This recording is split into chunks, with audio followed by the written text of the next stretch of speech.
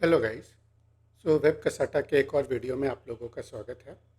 तो एक नया प्लेलिस्ट आज से हम शुरू कर रहे हैं जिसमें हम लोग वर्डप्रेस वेबसाइट एकदम बिगिनिंग लेवल से लेके और एक कंप्लीट वेबसाइट बनाने तक हम लोग देखेंगे।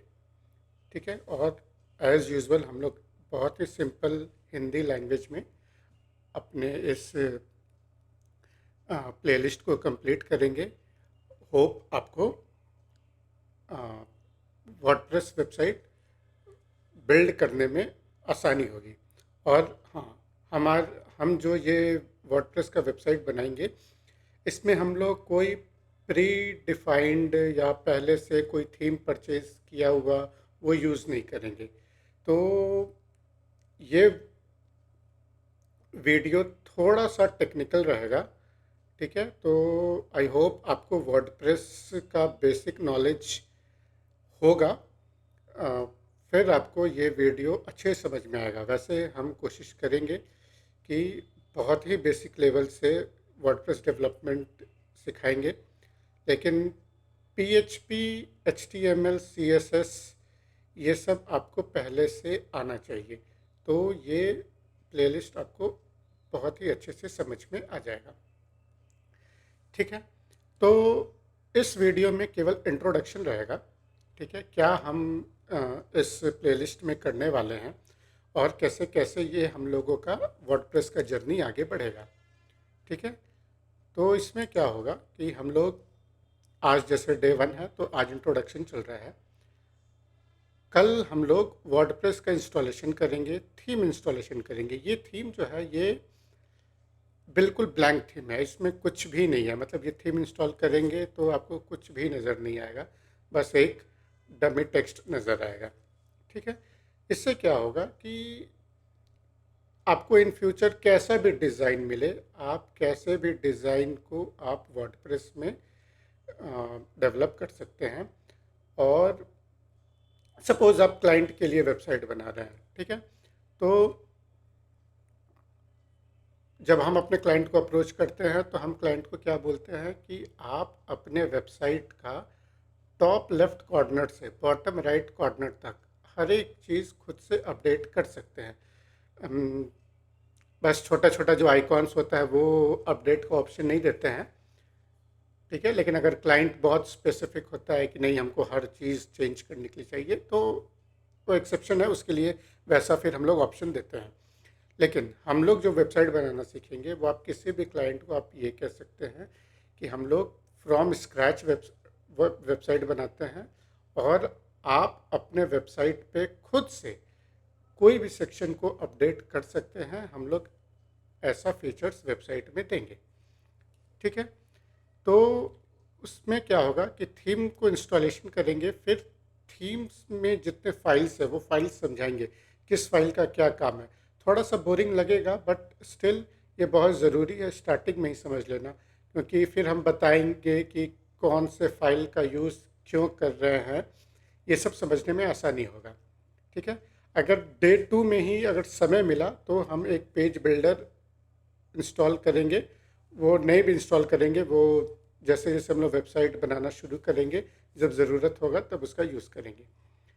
डे 3 में ये एक एडवांस कस्टम फील्ड नाम का एक प्लगइन है। पूरा वेबसाइट हम लोग इसी से मेनली बनाएंगे। जितने फंक्शनैलिटी इस वेबसाइट में है वो मैक्सिमम फंक्शनैलिटी ये प्लगइन हम लोग का पूरा करेगा। ठीक है। तो इस प्लगइन को समझाने में हम 2 दिन या मैक्सिमम 3 दिन का भी समय ले सकते हैं, क्योंकि इस प्लगइन को समझना बहुत ज़रूरी है। और इस पूरे ठीक है। और हम वेबसाइट में मतलब क्या एग्जाम्पल से आपको पूरा ये वर्डप्रेस का हम जर्नी हम कराएंगे। तो वो ये एक एग्जाम्पल वेबसाइट है। ठीक है। ये क्या है, एक हॉस्पिटल का पोर्टल है। ठीक है। इसमें क्या है कि एक मतलब जैसे अमेजन किसी कपड़े के वेबसाइट पे जाते हैं तो वो पोर्टल हो गया, वहाँ पे चाहे चलिए उससे अच्छा एग्जांपल है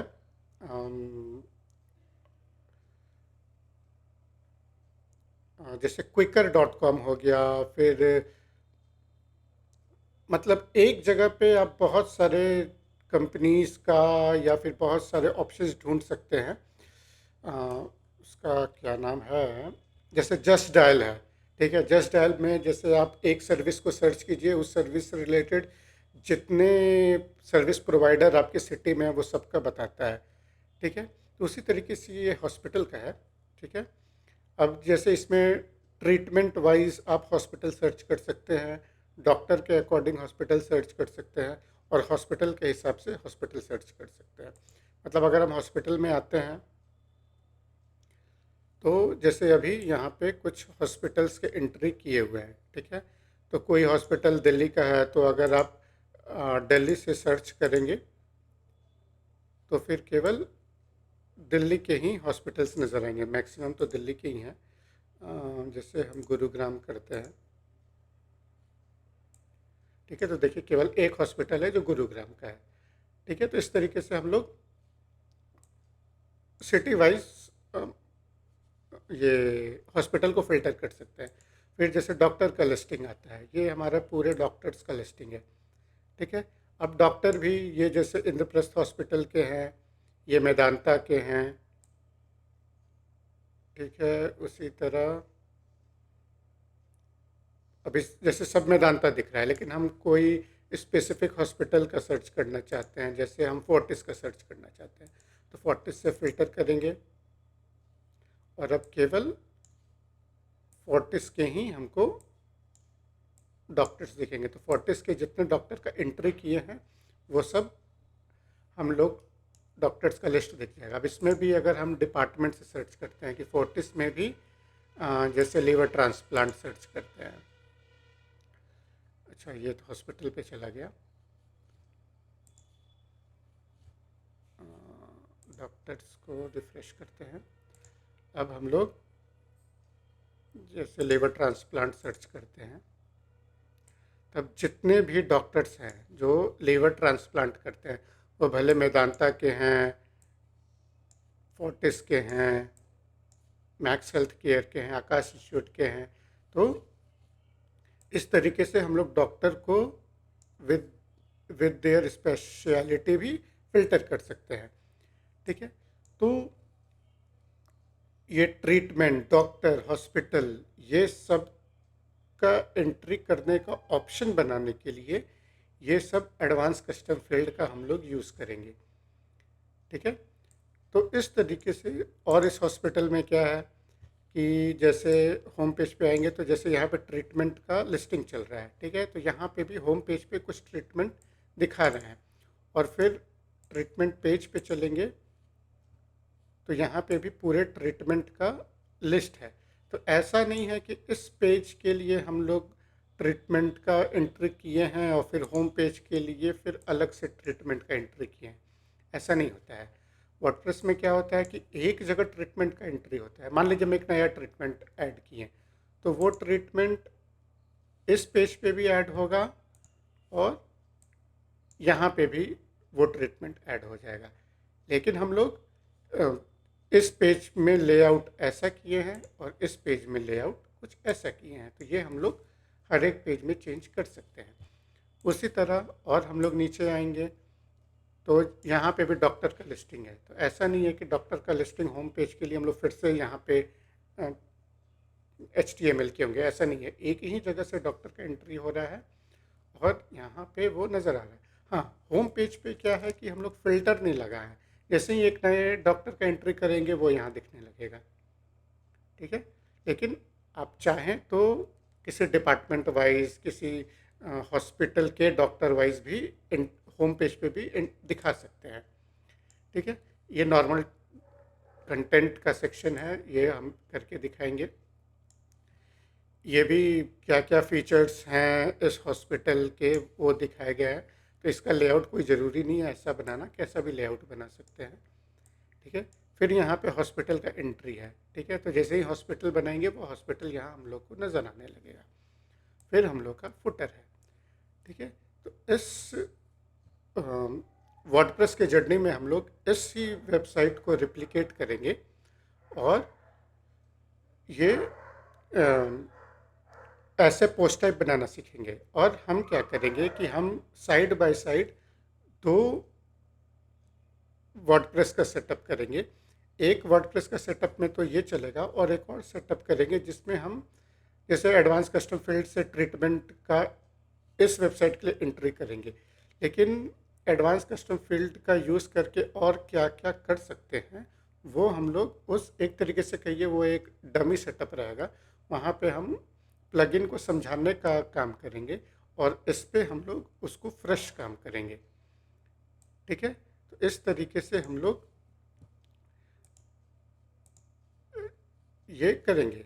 फिर क्या होगा, मतलब कि जैसे ये आज तो इंट्रोडक्शन हो रहा है, कल हम लोग वर्डप्रेस का इंस्टॉलेशन करेंगे, उसमें वर्डप्रेस को डाउनलोड करेंगे, फिर डेटाबेस बनाएंगे, लोकल होस्ट पे बनाएंगे ताकि आपको सर्वर की ज़रूरत ना पड़े। लोकल होस्ट पे भी कैसे सेटअप करेंगे वो आपको बता देंगे। फिर वर्डप्रेस का इंस्टॉलेशन करेंगे, वर्डप्रेस के फ़ाइल का भी स्ट्रक्चर बताएंगे और फिर अपने थीम के फ़ाइल का भी स्ट्रक्चर बताएंगे।